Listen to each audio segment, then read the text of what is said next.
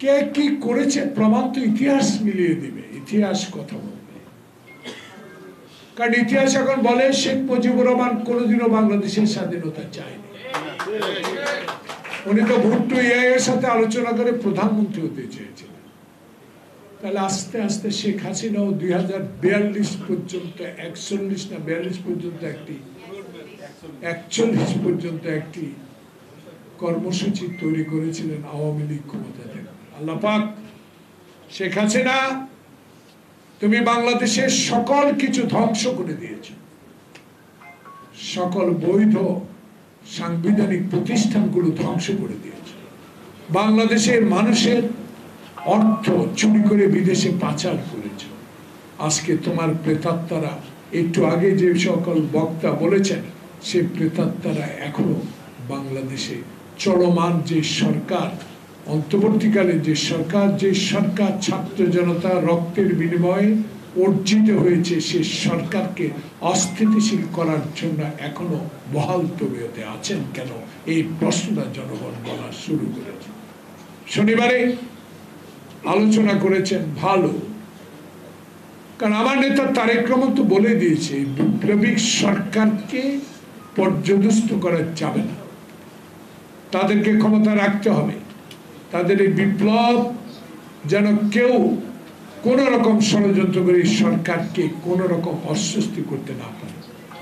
তাই বলে কি 2 মাস 2 দিন অতিবাহিত হলো, আমার থেকে বামে একজন মুক্তিযোদ্ধাকে উদাহরণ দিই, শেখ হাসিনার বান্ধবী এখনো মুক্তিযোদ্ধা মন্ত্রণালয়ের সচিব, এখান থেকে 200 গজ দূরে বামে এখনো অফিস করে। তার প্রত্যাশা কি? প্রত্যাশা আপনার কাছে অনেক। সেই প্রত্যাশা পূরণের সময় যৌক্তিক বলেছে আমার নেতা মির্জা ফখরুল ইসলাম আলম। সেই যৌক্তিক সময় এই নয় যে আওয়ামী লীগের সকল প্রেতাত্মা আবার কোনোভাবে সকল পদে বসে যাবে। এটা আপনাকে খুঁজে বের করতে হবে, খুঁজে বের করা প্রয়োজন। কারণ একটি হাসিনা কিন্তু খুব দূরে না, খুব কাছে।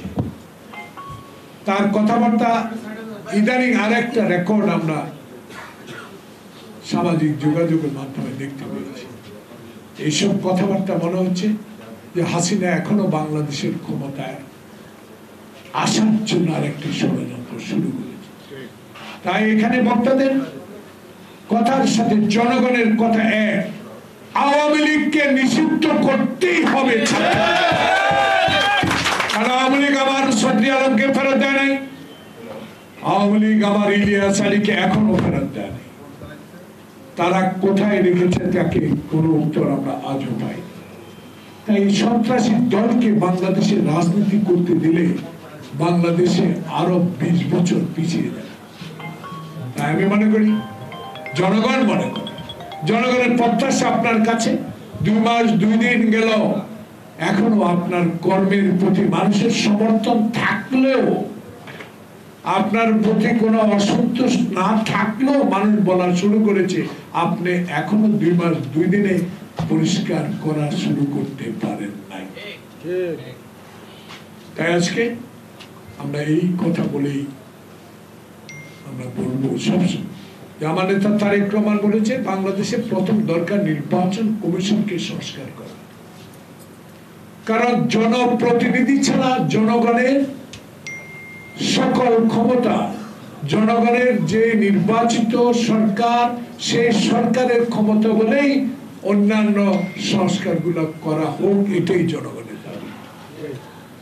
আপনারা বলছেন সংস্কার করেন, নিষেধ নাই, কিন্তু এই সংস্কারের সময় কতদিন যাবে? আমরা 111 দেখেছি, আমরা মির্জা কি নাম 111 মঈনুদ্দিন ফখরুদ্দিনকে দেখেছি। আমার যেন আরেকটি চক্র কাজ করে আপনার এই অন্তর্বর্তী সরকারকে ষড়যন্ত্রের শিকার না হতে হবে, সেদিকে আপনাকে সর্বক্ষণ নজর রাখতে হবে। কারণ এরা এখনো সেনাবাহিনী আছেন মাঠে, আমরা স্বাগত জানিয়েছি, কিন্তু অস্ত্র উদ্ধার বাংলাদেশের ছাত্রলীগ যুবলীগের কাছে যত অস্ত্র আছে, আধুনিক অস্ত্র, সে অস্ত্র বাংলাদেশে আওয়ামী আমলের সময় যে সকল ওসিগুলা থানায় দায়িত্ব ছিল তাদেরকে ডেকে জিজ্ঞাসা করেন, তারা নাম বলে দিতে পারবে, বাড়ির নাম বলে দিতে পারবে, বাপের নাম বলে দিতে পারবে, অস্ত্র কোথায় আছে সেটাও বলে দিতে পারবে। তাদেরকে বলেন লিস্টটা দিতে, সেনাবাহিনী লাগবে না, সেনাবাহিনীকে মাঠে নামানো লাগবে না, তারাই যথেষ্ট। তাদেরকে বলেন চাকরিতে থাকতে হলে অস্ত্রধারীদের নাম, অস্ত্রগুলো কোথায় আছে ফেরত দেওয়ার ব্যবস্থা করবে। এই কাজগুলো তাকে করতে হবে, অস্ত্র উদ্ধার করতে হবে। সংবিধান প্রতিষ্ঠানগুলো ধ্বংস করে দিয়েছে। বিচার বিভাগ ইনশাল্লাহ আস্তে আস্তে ভালো দিকে যাচ্ছে। 30 জন বিচারক এখনো আছে, সে বিষয়েও সরকার চিন্তা করা উচিত। তাই আমি মনে করি যে একটা যৌক্তিক সময়ের মধ্যে একটা নির্বাচনের রোড ম্যাপ দেওয়া উচিত। কারণ এই রোড ম্যাপ দিলেই জনগণ বিশ্বাস করবে এটা 111-এর সরকার নয়, এটা ছাত্র জনতা রক্তের বিনিময়ে অর্জিত সরকার। তাই আপনাদের বিশ্বাসটা আনতে হবে জনগণের কাছে।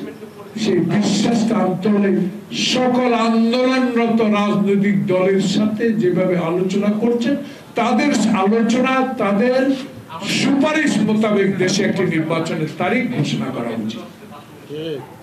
এটাই জনগণের প্রত্যাশা, এটাই জনগণ বলা শুরু করেছে। তাই আমি মনে করি বাংলাদেশ জাতীয়তাবাদী নেতা তারেক রহমান স্পষ্ট বলে দিয়েছে, আমি এমন একটি নির্বাচন চাই যে নির্বাচনে রশি টানিয়ে 1991 সালে বেগম খালেদা জিয়া প্রধানমন্ত্রী হয়েছিলেন। আমি মৃত ব্যক্তির ভোট চাই না, আমার ভোট আমি দিব যাকে ইচ্ছা তাকে দিব। এই পদ্ধতিতে যে নির্বাচন কমিশন বাংলাদেশে আপনার অধীনে একটা নির্বাচন উপহার দিতে পারবে, সেই নির্বাচনে ইনশাল্লাহ তারেক রহমান প্রধানমন্ত্রী হবে। কারণ বাংলাদেশের 16 বছরের আন্দোলনের আজকে আমার বামে ডানে যারা বসা, কত মামলা, কত হামলা, এগুলা কি আমরা আন্দোলনে ছিলাম না? আমরা ছিলাম, আমাদের লোকেরাও ছিল। সবকিছুর বিনিময়ে অর্জিত এই দ্বিতীয় স্বাধীনতা। যারা আজকে স্বাধীনতার সপক্ষ লোক হিসেবে দাবিদার ছিল, তারা লুট করেছে, তারা কানাডায় বাড়ি করেছে, তারা ব্যাংককে বাড়ি করেছে। যারা মুক্তিযুদ্ধের সপক্ষ লোক হয়েছে, তারা ভুয়া 26,000 মুক্তিযোদ্ধা নিয়োগ করে টাকা লুট করেছে। তারা গ্রামে গ্রামে কি একটা ক্লিনিক তৈরি করে হাজার হাজার কোটি টাকা লুট করেছে। আজকে দেখুন, আমি আসতে দেখলাম প্রেস ক্লাবের সামনে কমিশনাররা তাদের পুরো বহাল চায়। লজ্জা উচিত এদের। এরা কি নির্বাচনে হয়েছে? জনগণের ভোটে হয়েছে? তারা এখন আবার শুরু করেছে তাদের পুনর্বল করতে হবে। এদের বিরুদ্ধে কথা বলতে হবে। এদেরকে মানে যাতে কোন রকম অনুষ্ঠান করে সেই সরকারকে অস্বস্তি ফেলতে না পারে, সেই ব্যবস্থা সরকারকে অবশ্যই করতে হবে। তাই আজকে এই ক্ষুদ্র পরিসরে একটা মহৎ অনুষ্ঠানে অন্তর্বর্তীকালীন সরকারের প্রতি আমাদের জোরালো সমর্থন থাকবে। সাথে সাথে এইটুকু থাকতে হবে, রোডম্যাপ অবশ্যই আপনাকে দিতে হবে। এই রোডম্যাপের মাধ্যমে যে নির্বাচন হবে, সেই নির্বাচনে জনপ্রতিনিধিরাই বাংলাদেশের রাজনীতি ঠিক করবে। বাংলাদেশের সংবিধান পরিবর্তন হবে কি হবে না সেই বিষয় ঠিক করবে। তাই আজকে সংস্কারের প্রতি আমাদের সমর্থন আছে, কিন্তু সব বিষয়ে সংস্কার করতে গেলে সময় ক্ষেপণ হবে বলে জনগণ মনে করে, আমিও মনে করি। তাই আজকে আমাদের দলের নেতা তারেক রহমানের নির্দেশ মোতাবেক আমরা আছি গ্রামে। আজকে একটি কথা বলে শেষ করতে চাই। শেখ হাসিনা 3 দিন আগে বলেছিল পদত্যাগের, যে আমি যদি চলে যাই আমার 1 কোটি আওয়ামী লীগকে এই বিএনপি জামাত হত্যা করবে।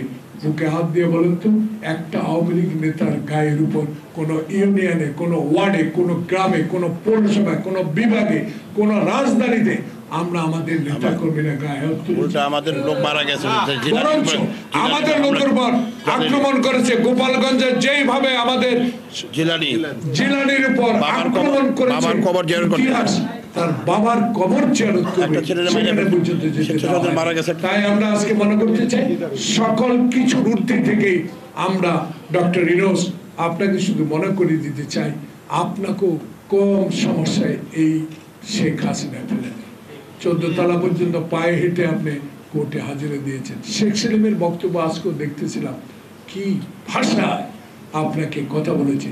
কেন এখন তারা গ্রেপ্তার হয়? কেন তারা এখনো গ্রেপ্তার হয় না?